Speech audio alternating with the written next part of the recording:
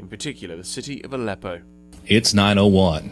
KLEK LP Jonesboro, the voice of Arkansas Minority Advocacy Council. It's now time for Community Conversations, a program focusing on the people working to make the Jonesboro community a better place, while offering viewpoints from all sides of the issues. The views expressed in this program are those of the participants and do not necessarily reflect the views of KLEK 102.5 FM, the voice of Arkansas Minority Advocacy Council, or our underwriters or sponsors. KLEK 102.5 FM. Good morning to you on your Monday. It's December 12th, 2016. This is Community Conversations. Kiddo Wonder is in the studio with you, joined by my co-host, Mrs. Quabila Harden, and joining us in the studio today is Mrs. Hannah Barnett. She is the director, I believe, of the Center of Nonprofit and Small Town Support of the Crowley's Ridge Development Council. Today, we're going to talk about some of the services that they offer for nonprofits, small towns, cities, and other entities such as grant writing, grant management, human resources, accounting, and information technology. How are you doing today, Mrs. Barnett? I'm doing great. Alrighty. Well, thank you for joining us today. So since this is your first time, can you please give the listeners and viewers a little bit of background about yourself? Maybe where you come from, and are you a native of Arkansas or Jonesboro? I am not, actually. I'm from Puxico, Missouri, so that's in the boot heel of Missouri. My husband and I went to Arkansas State, and after we graduated with our undergrad, we decided to stay here, and now I'm in the MPA program, the Public Administration program at Arkansas State.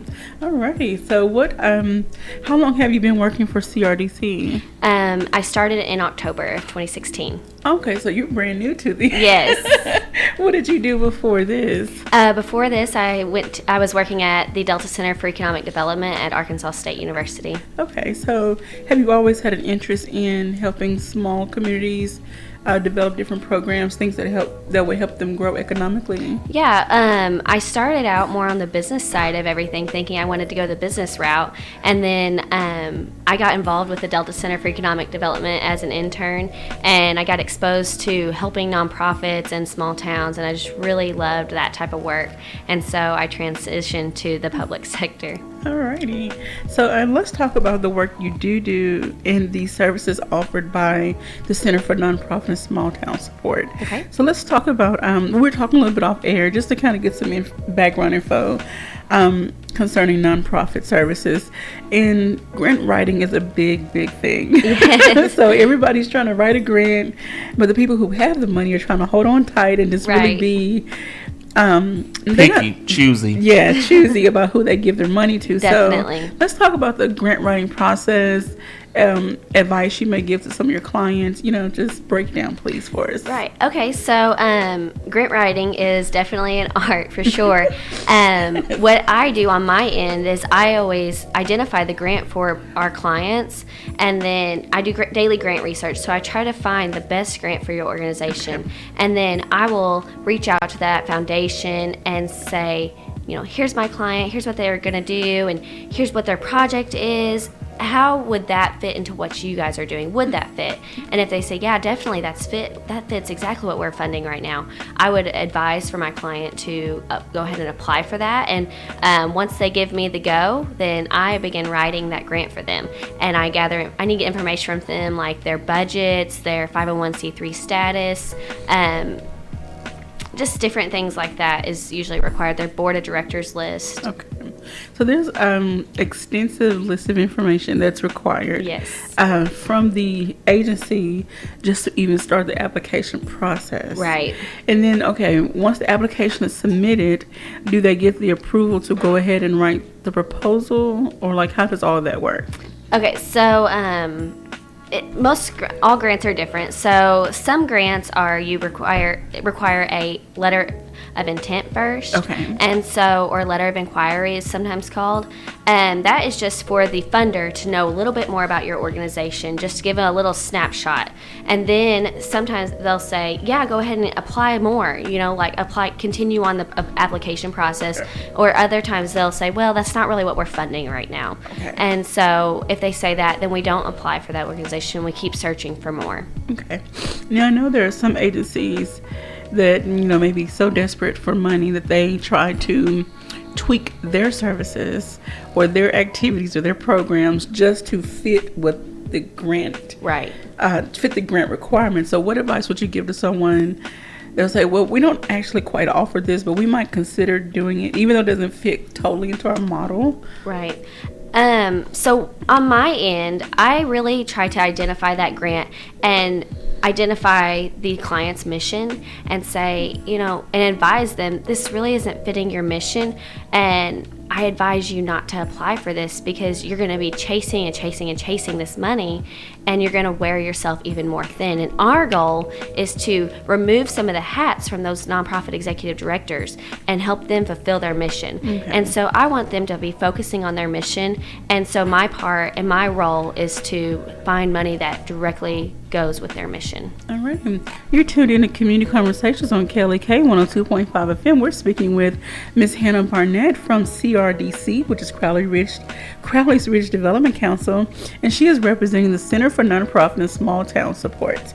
Okay, so we're talking about grant writing, and I know I'm asking a lot of questions. I had the privilege of working for a nonprofit agency several years ago and was really close to my director, and so I got to see a little bit about how the grant writing process worked. I wrote a very small community grant, and that was less than $2,000. So I can't even imagine what goes into writing one for $5,000, $10,000, $20,000. Yeah. What is the time commitment to writing a grant? I mean, all grants are different. Some grants, your first grant may take 5 to 6 hours for us to write. But others, after we get that first one, that core grant written, it may only take 3 to 4 hours, 2 to 3 hours type of thing. But it is a big commitment. I mean, all our grants require different information, different questions.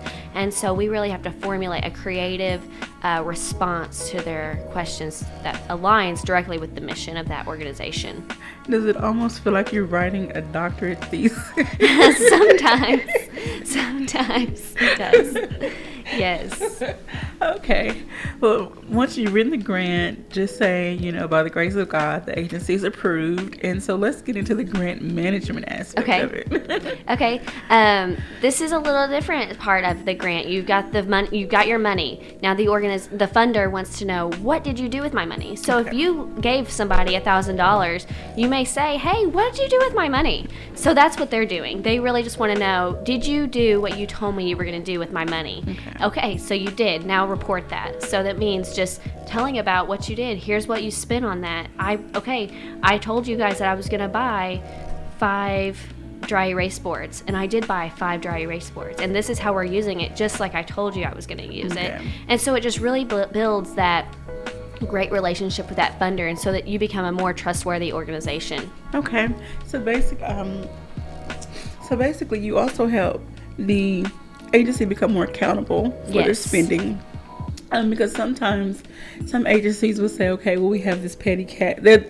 I hate to say, they look at it maybe as petty cash. I'll buy something personal, but not personal for themselves, but personal for the facility, for the agency, but doesn't quite fit into what they said they were going to buy the money for. Then they say, well, we'll put it back from another pot later. But do you advise clients on, please stick to what you said that you're going to do? Right. And, like we said earlier, we offer accounting services. So that's part of our accounting services we're saying, hey, we really advise you to keep this fund for that specific grant. Try not to dip into all of it because it gets so messy. And then you get yourself into a chaotic mess, and it's how do I get myself out of this now? Then you go to your grant management side, and you look at your stuff and you say, oh my gosh, that money got lost in operations. And it's so we really try to steer clear of that. That's our goal, is to build capacity in your organization through advising. Okay. And so on that end, would you recommend, like, if an organization were to get a grant, to maybe like have those funds into a separate account from like general revenue or accounts payable or accounts receivable, something like that? Right. Yes, very similar, something like that. Our accounting department would have a separate fund, not exactly a separate account, per se, but a separate fund that this money is to be spent on this. Okay. So would you advise, well, kind of going with what he said, would you still advise though someone to maybe have a separate account at the same bank? Yeah. Would it be definitely. okay to have a different account? Right. Yes. Okay. Yes. Yeah, that's kind of where I was going with that. Yeah, definitely. That's completely fine. I mean, a lot of nonprofits have separate accounts at one bank, and that's totally okay. Okay. Because sometimes, there's some people who are not quite, I'm not going to say they're not great at managing. Of course, they have to be great at managing money if they run an organization. Well, not everybody is a bean counter or a number cruncher. That's very true. Really true. Yeah, and it's so easy to get lost and distracted and, oh my goodness, I didn't realize that I was using out of that grant money. Okay. All right. You're tuned in to Community Conversations on KLEK 102.5 FM. And we're speaking with Ms. Hannah Barnett from the Crowley's Ridge Development Council, representing the Center for Nonprofit and Small Town Support. Okay. So what other services do you offer under the grant management? We talked about, you dipped into the accounting. So, Yes. Along with the accounting, do you help them with their taxes and other? What we do on our ends, we actually get them ready for the audit. We do not perform the audit because we're doing your accounting services. Okay. We're doing your accounts receivable, your accounts payable stuff. So we don't perform the audit, but we get you ready for that audit. So it's audit preparation is what we do. We advise you to stay with your same auditor, but we will get you ready to hand a packet to your auditor and here's our information. Okay, and then the auditor would be like a certified public accountant? Right, okay. correct. Okay, I have one question. Does every grant have to be approved by a state representative? No. Typically, if it's a small town that's applying for a grant, they do. They need a letter from the state rep, the congressman, stuff like that. But usually nonprofits do not need that unless they're partnering with the city or something like that. But the small towns, there are a lot of grants that require them to have a letter of commitment from their state senator or representative. Okay, well, can you explain why that may be so? That's a new term. That's It's new just to a me. different funding stream, so it's likely that it's a federal funding stream or I know like the funder, Rural Services, Arkansas Rural Services, they ask that you get a letter of support from your congressman or your state representative. Okay. What if someone applies for a grant, they receive the grant, and then they maybe have overestimated how much they needed, and it's coming to the end of the cycle, and they have a big chunk of the money left over. Does it roll over to the next operating year, or do they have to return the money? Like, how does that work? Actually, I've heard two different scenarios in that before. I've heard one organization said, that happened to me, and the funder was nice enough to say, you keep it and continue working on your operations. Okay. But I've also heard it where they have to give that money back and say, here's what we did not spend. We overestimated. Now, would it hurt their chances? Would it hurt them when they're rewriting a grant? Yeah, they have said, I've heard in my classes, I'm an MPA right now, public administration degree, and we've talked about this in classes, that it kind of hurts your chances a little bit the next time if you've overestimated too much, and you have to give some back. Now, what about, they get this money, they have X amount left over, just say about $5,000 left over. Would you advise the client, or how would you advise the client? Say they want to either start a new program, add another staff member. Like, what ways would you advise them to try to? Do you mean like $5,000 left over from the grant they were given? Yes, there's still, say, 3 to 4 months left in the. I don't know how the cycles work. I think what she's asking is, like, in a scenario where there was extra grant money, and let's say that the funder said, okay, you can keep it to continue the program, what would you best advise to use it for as far as the program? Because typically with a grant, you may apply to get a piece of equipment to perform a task where you've already got that piece of equipment. The only thing left would be, I guess maybe salaries or whatnot, or any other things in relation to program management. Right. I mean, first I would probably advise to look and ensure that you do not need any tangible equipment or supplies. And then if you are for sure that you do not need any extra supplies or equipment or things like that, of that nature, I would advise to send it to your salary, so that relieves your salary account a little bit. But I also feel that it strongly that you need to clear it with that funder, that you're going to be doing that, and make sure that it's okay with them, because if it's not, then I would advise not to do that. But if it's okay with them, then that would be fine. Okay.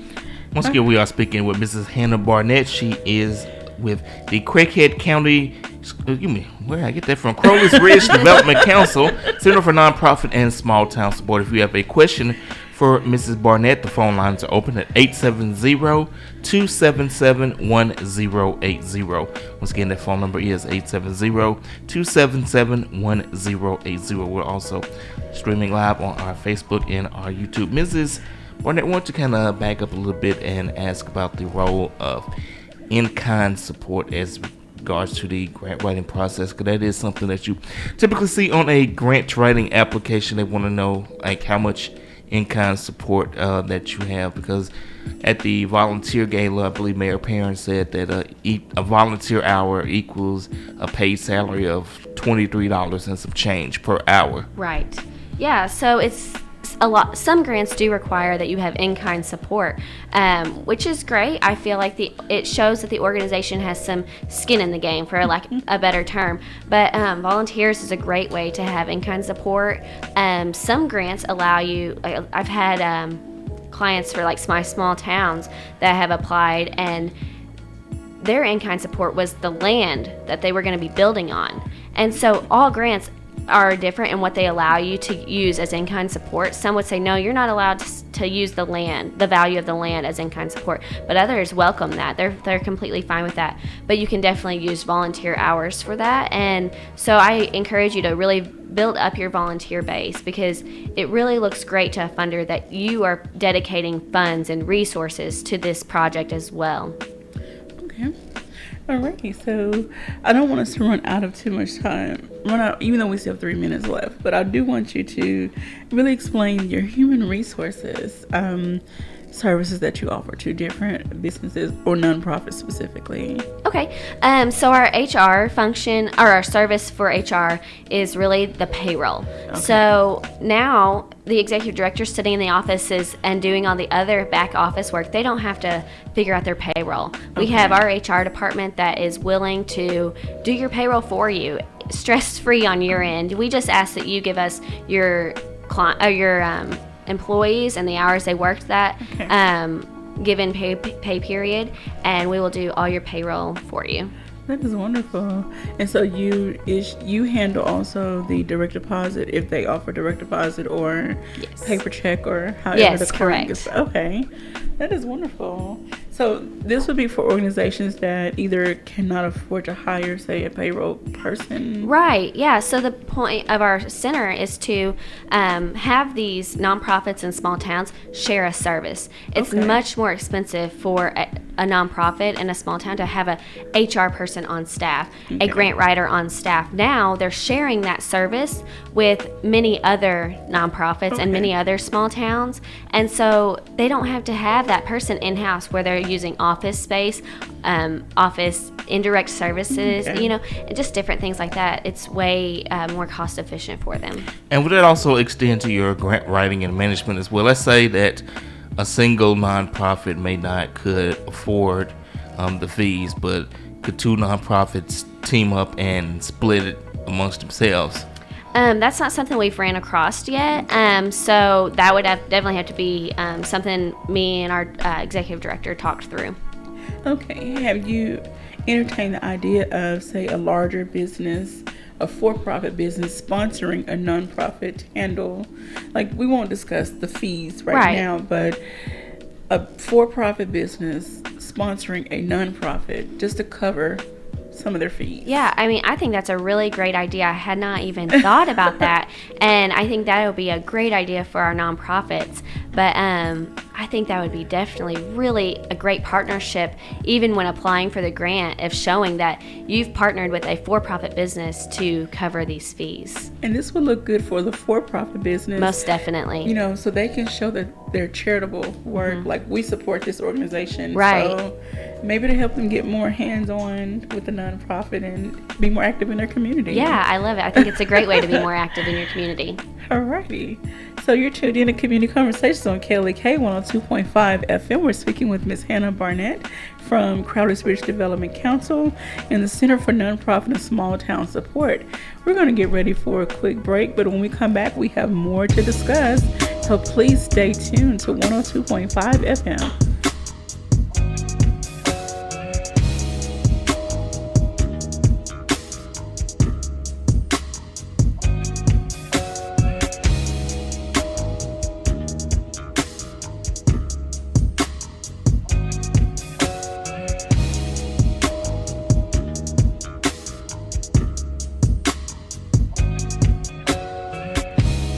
You're listening to Community Conversations on KLEK 102.5 FM. We'll be right back.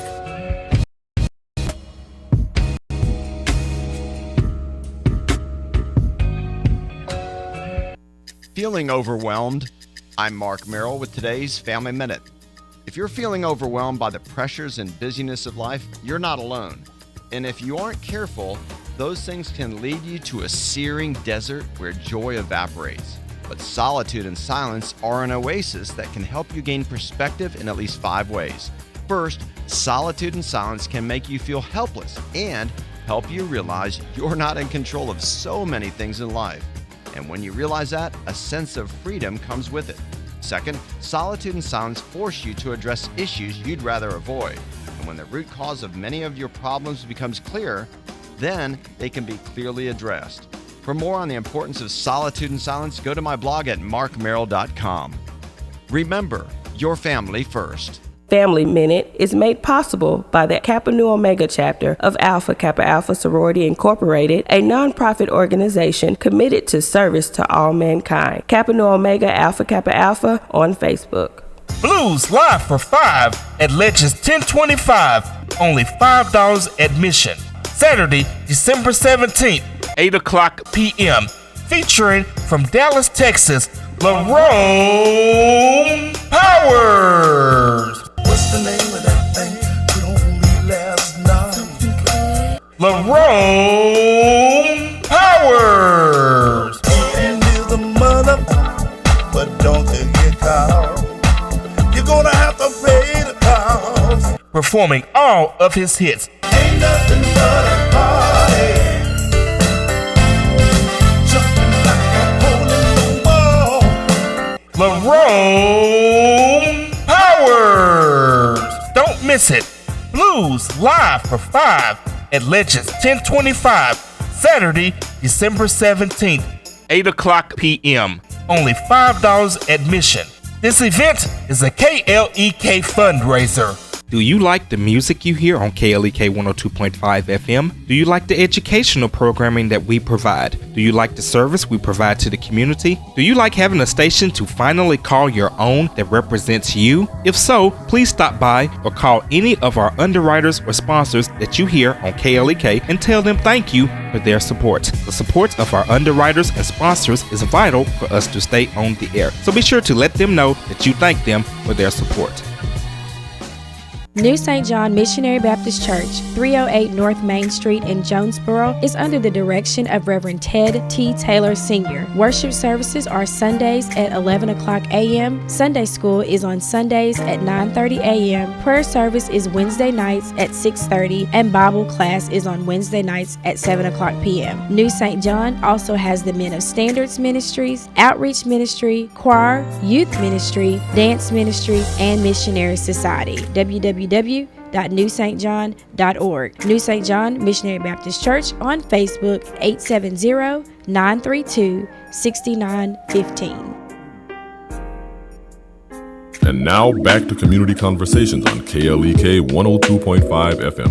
And we're back on Community Conversations on KLEK with our guest, Mrs. Hannah Barnett of the Crowley's Ridge Development Council Center for Nonprofit and Small Town Support, discussing services offered for grant writing, grant management, human resources, accounting, and information technology for nonprofits and small towns and other organizations. Alrighty, so we left off talking about human resources, accounting, and different other services. So now let's get into the information technology aspect of what you all offer. Yeah. So our information technology is the services within that is data backup and support on that end. So we have an IT guy that will store your data for you and keep it backed up, and we do a server domain for you. And so that's really beneficial for our nonprofits. Okay. Especially for those who are not computer savvy. Definitely, for sure. And so, and just in case of some type of natural disaster, right? So, where is this? I guess you say data. The server store. Is it the servers locally stored, or is it like? Yes. Okay. I believe so. I've not done. That's not my department, so I haven't completely dove into all that IT stuff. Okay. I wish I was a little more IT minded. I am not either. So I know how to operate a computer, basics. I'm still learning some things myself. Okay, so let's get into Crowley's Ridge Development Council. Yeah. I know most people, they hear CRDC, they think, oh, utility assistance, like that's the main thing that people know. So let's talk about other services that CRDC provides to the community. Yeah, so CRDC, our goal is to help people and change lives. So we want to make our communities stronger and families stronger. We offer of course, energy assistance. We offer food programs to, say, daycares and stuff, and nonprofits that are running after-school programs that need to feed kids. We do the daycares that need to serve kids throughout the day. We do their food programs for them. We do weatherization. So our crew will go into your home, and they'll note that your house is not as energy efficient as it could be, and so that maybe consist of putting insulation more insulation in your home. That might consist of, your appliances aren't very energy efficient, and we will help you get new appliances if we determine that your appliances were not energy efficient for you. Now, what are the qualifications to take advantage of the weatherization program? I believe, like I said, I've only been there a month, but I believe that it's you need to be low income for sure. Okay. And I'm not exactly sure what defines that, but if you contacted our office, they would definitely get you directed to that director, and he would know all about what you need to have to qualify for that. Okay. We also offer housing, and we're expanding into our housing project development. So we have some homes throughout our 8 counties, and we are getting ready to renovate a 46 unit in Bono. And so we're so excited about that. And in January, we have a full-time director of housing. And so we're just really excited about that program and watching it grow. And so it's offering housing to low-income people at a lower cost. And it's the monthly rent for you is based on your income. Oh, my goodness. So this is... I got tongue-tied. This is going to be a great opportunity for people who are trying to find affordable housing. Most definitely. So do you have... Okay, let's back up and talk about what counties or cities are you working with currently? Like as my clients? Yes. Or what cities? Yes. What counties does Crowley's Ridge Development Council serve? Okay. Our counties are Cross, Crittenden, Craighead, Greene, St. Francis, Woodruff, Jackson, and Poinsett. Pretty broad area there. Yes, most definitely. Okay. Yes, we are the Mississippi Delta. Okay, so the Delta region. Okay. Y'all left out Phillips. Another community action agency should serve them. Okay, so for these different counties, you all will be offering the housing program in all those counties. We haven't expanded to all of those counties Okay. yet, but that is our goal to do that because it's such a need. It is great need for those communities, and so that's what we're really looking to expand into. Okay. It's wonderful. So we'll be looking out for information, and please keep us informed on how people can apply For sure. for their program. You're tuned into Community Conversations on KLEK 102.5 FM, and we're speaking with Ms. Hannah Barnett from the Crowley's Ridge Development Council and the Center for Nonprofit and Small Town Support. Okay, so we talked about weatherization. Do you know if someone has to be a homeowner before they can take advantage of the... My initial guess would be yes. Okay. But I am not 100% sure on that, but I would believe so. Okay, well, if say there's a landlord that owns several properties, Yeah. they can take advantage of this as well. Yeah, Possibly. I mean, possibly, yeah. Okay. Definitely explore that opportunity. Okay. And then you talked about the food programs that you help after school programs, daycares. Yes. Provide meals for their children that they serve. We help them do the information behind the back office stuff for them. Okay. Okay. And then energy assistance. So can you give us some information on the open time, the date, the time frames, when people can apply for what? Yeah, and the state actually hasn't released that yet for this upcoming season. Okay. So I don't want to say a date for sure, but it should be very early January that the funding is released for the energy assistance. Okay. But yeah, but we don't know a for sure date just yet. But we should soon. Okay. And so a lot of these services, just to let people know, they're starting up in January. Do you have a about start date for January? We'll be ready to do human resources, accounting, and information technology services starting January 3rd because we're not in the office on the 2nd. Okay. And so let's, off air, we were talking about some volunteer opportunities. Yeah. So let's talk about what you need, how people can help. And then you were also talking about a volunteer training. Yes. So please expound on that. Okay, so we would use volunteers for many aspects in our organization. We're so excited to get that started. But I would use definitely volunteers if they had experience in grant writing and they wanted to come volunteer. Definitely come see us. I will use your help. And then in our human resources, same thing. If you have a background in human resources and want to come out, help out at Crowley's Ridge Development Council, we would definitely welcome that. And then in our LIHEAP program, which is the energy assistance, we're going to be having a training this Friday. And if you would like to be in on that, definitely contact me and I will see where you will fit in our organization as a volunteer. Okay. If that is something that would fit with your personality type and what you like to do, then I would definitely place you that. But what my goal is to interview you as a volunteer to see where I can best place you for you to have the most fulfillment of your volunteer experience. Okay.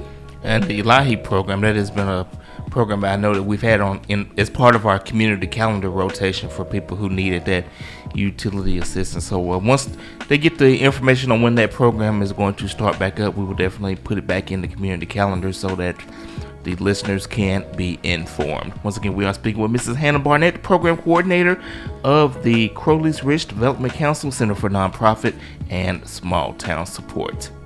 Now, I want to just touch on how, people are always in the looking for something to do. Volunteer opportunities offer people the opportunity to just get outside of the home. People with disabilities or people who are in between jobs, it just kind of gives you something more to do. Most definitely. And then people with disabilities that are not, totally physically disabling, they can still get around, do a few things. It just kind of gives you a sense of purpose. Yeah. I can speak for myself. Since I've been here at the station, it really helps me to have a sense of purpose. Yeah. And, I don't know, I feel like I'm growing more Right. mentally, and I'm just reaching out, helping, and other opportunities to open up as well. Yeah, it's a great way to network in the community and keep active on your skills, sharpen up your skills, especially if you're in between jobs. It shows that you're keeping your skills very sharp.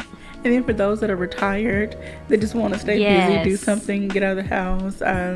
This would be great for them as well. Yes, we would love to see people there. Because there are some people who have the professional skills, but because of age or the job ended, they don't have anything else to do right now. Right. Yeah. Okay. So let's talk about how people can get in touch with you. Yeah, so you can contact me via email or my phone. And my email address is Hannah, that's HANNAH, at CRDCNEA.com. Okay. And then my cell phone number for work is 870-819-6526. Again, that's 870-819-6526. And feel free to contact me at any time for that. And I would definitely be able to direct you in a way that I can help you. All right, so you're tuned in to Community Conversations on KLEK 102.5 FM, and we're speaking with Miss Hannah Barnett, or Mrs. From Crowley's Ridge Development Council, the Center for Nonprofit and Small Town Support. We've talked about a lot of information today concerning grant writing, grant management, human resources, accounting, and information technology. If anyone has any questions, like, this is your opportunity to get those questions in.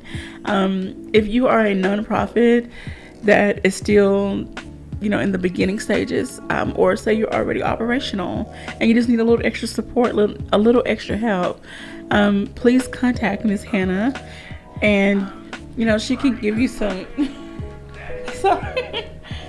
She could give you some direction on what is best for your agency.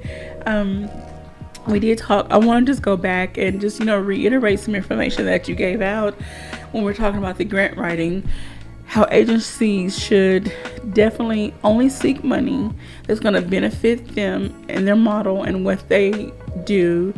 They should not try to change who they are and the services they offer just to get some money. So can you kind of, for those that may be late tuning in, or just, maybe have missed something, let's just kind of go back through a little bit. Yeah, so my role at our organization, whenever I have a client that says, hey, I would like to apply for this grant, and I want to identify with that funder if you really match with what they're funding. I don't want you to have to pay and be able to see, well, I really didn't even fit with that funder, so I wasted my time applying for that grant. I really wish I wouldn't have done that now. I don't want anybody to have that type of regret. So I really try to advise you, okay, I've contacted the funder for you, and they said it's a go. They are looking to fund something just like what your organization is doing. Let's apply. And then you give me, as the client, the executive director or mayor, you give me the go-ahead and say, apply for that. And we will do our very, very best on applying for your grant. And then as part of, on your end, I would like that, I identify the grants for all of our clients. And it's completely fine if they have grants that they want, they have already identified, or they've gotten in the past they would like for me to continue applying for them. And that's completely fine, that we have done that already. And so I just really encourage my nonprofit clients to match their mission, or have a funder's mission match with their mission, and not really chase money and change what they're doing to get money. Okay. We have a Facebook shout out to Dwayne Harden, who says, good morning, KLEK. Well, good morning to you, Mr. Dwayne. Okay, I had a question while you were talking. Since you, in essence, will be the one writing the grant, you are writing the grant, does the grant funder hold you accountable for anything? You're kind of, in essence, a middle person. Right. You're helping this organization try to get this money, so you're kind of like, it's almost like you're writing on their behalf. Yeah, I mean, my name doesn't go on that grant at all. Okay. I completely write that as if the executive director is writing it, and somebody from that organization. I will contact the funder for you on your behalf and see, so that you don't have to do that. I do that step for you, but in no way, like when I create an account, if the grant is online, I make sure it's your email address, never mine, so that it's still yours. Okay, so you are not responsible for making sure that the agency is doing what they say they're going to do. Correct. You're not in the middle of any of Right. that. Right. Yeah, they're responsible for it. I'm that middle person to help them write that. Okay. Alrighty. So once the grant comes in, under the grant management aspect, do you, though, because you care about the agency, you help them get the grant, do you try to follow up and say, okay, how is it going? Most Are you spending definitely. money? Yeah. Are you able to get what you need? Yes, I'm so engaged with our clients. I encourage them to at least have a weekly phone call with me and a follow-up, or even an email, and just say, hey, how's your organization doing? Is there anything I can do to help you better serve your mission? And so, like I said earlier, my goal is to remove some hats off from our executive directors. They don't have to be the entertainer for the kids. They don't have to be the person that does payroll. They don't have to be the person that writes the grants and identifies the grants. I want to help you do that so that you can deliver your mission. Because the executive directors have a lot on their plate as is, just managing the organization, managing their workers, making sure everyone is at work when they say they're going to be, or doing the task that they're assigned, making the community networks, because when you run a nonprofit, your survival is almost based on your community networks, you know, meeting and greeting different people, gaining attention for your agency. So, and I know Mr. Leganzi can attest to that. He stays busy shaking hands, meeting people and passing out hundreds of business cards. Any comments? No. Okay. So, anyway. You pretty much got it nailed down. So, yes. Executive directors have a lot on their plate to do. Yes, and then just making sure that each program is running and functioning as proposed. Right. I mean, we don't want our nonprofits to have to be worrying about, okay, did I do this accounting procedure right? And come audit time, is that going to be correct? We don't want them to worry about that. We want them to be able to serve the community population that they're serving. That's right. All right, you're tuned in to Community Conversations on KLEK 102.5 FM. We're speaking with Ms. Hannah Barnett from Ms. or Mrs. I'm so sorry. Mrs. Hannah Barnett, Crowley's Ridge Development Council, Center for Nonprofit and Small Town Support. Okay, I'm going to get it right. Get it right before the end of the show. Okay.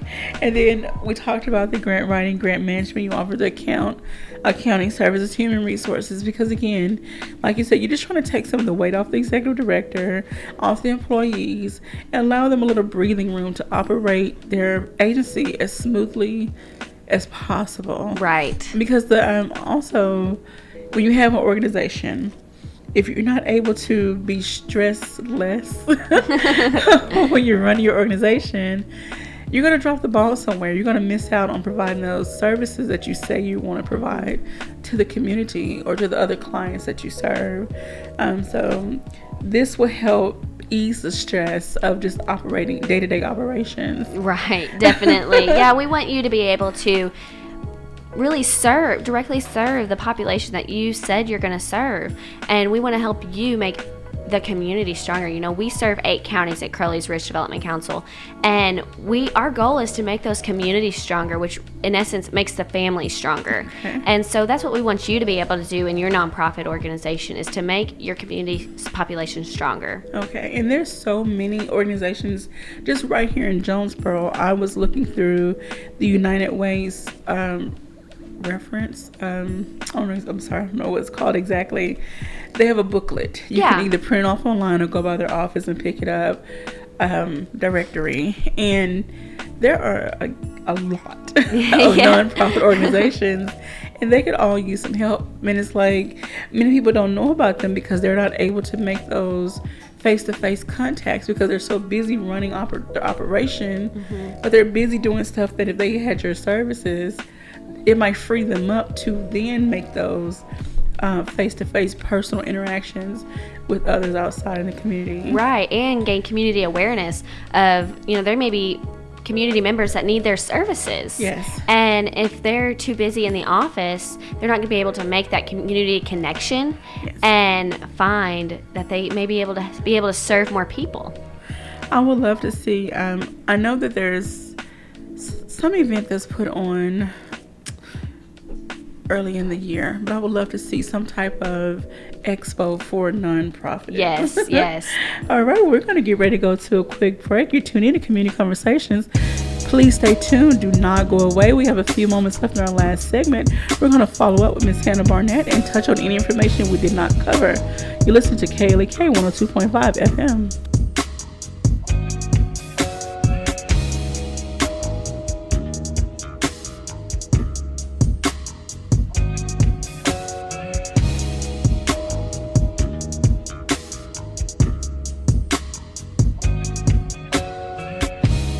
You're listening to Community Conversations on KLEK 102.5 FM. We'll be right back.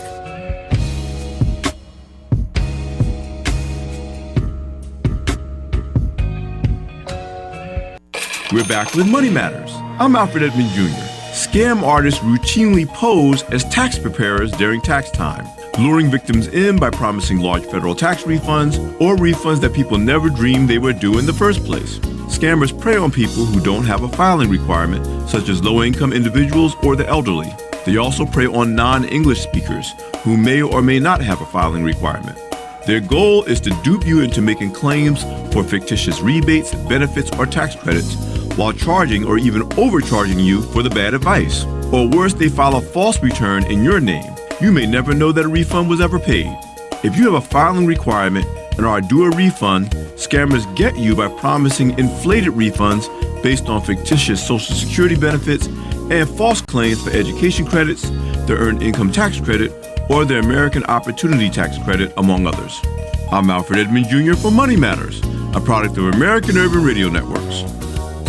Money Matters is made possible by the Jonesboro Alumni Chapter of Delta Sigma Theta Sorority Incorporated, a nonprofit organization dedicated to uncompromising commitment to communities, service, leadership, empowerment. www.jonesboroalumnidst.org. Support for KLEK is brought to you by Tax time is here at Car Today, the original buy here, pay here dealer. New Car Today General Manager Sean Corns. With new inventory available daily, whatever you're looking for, we've got it. Located on Stadium Boulevard just south of the 63 bypass, tax time is the time to drive at Car Today. Car Today.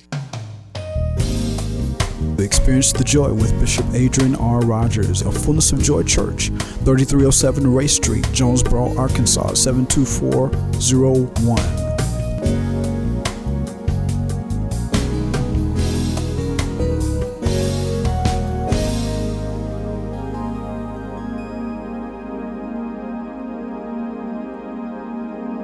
Did you know KLEK has a brand new streaming app? That's right, you can listen to KLEK 102.5 FM anywhere in the world. The app is available for all Android phones and tablets, as well as iPhones and iPads. Just search your app store for KLEK and download the KLEK app for free today. And don't miss a beat of the education, entertainment, and empowerment on KLEK 102.5 FM. From the KLEK Community Calendar, Christ Ambassadors Ministries International presents Spiritual Preparation Conference, December 18th through the 23rd, time at 7 o'clock p.m. The conference will take place at Christ Ambassadors Ministries International, 5114 East Nettleton Avenue in Jonesboro. The featured speakers will be Brother Wendell Smith, Reverend Dr. Greg Ota, Bishop Ani and First Lady Jacob, Reverend Wesley Cole, Pastor Rosemary, Sister Carolyn Williams, and Pastor Albert Dyer. The scripture is Galatians, the 5th chapter, the 16th through 18th verses.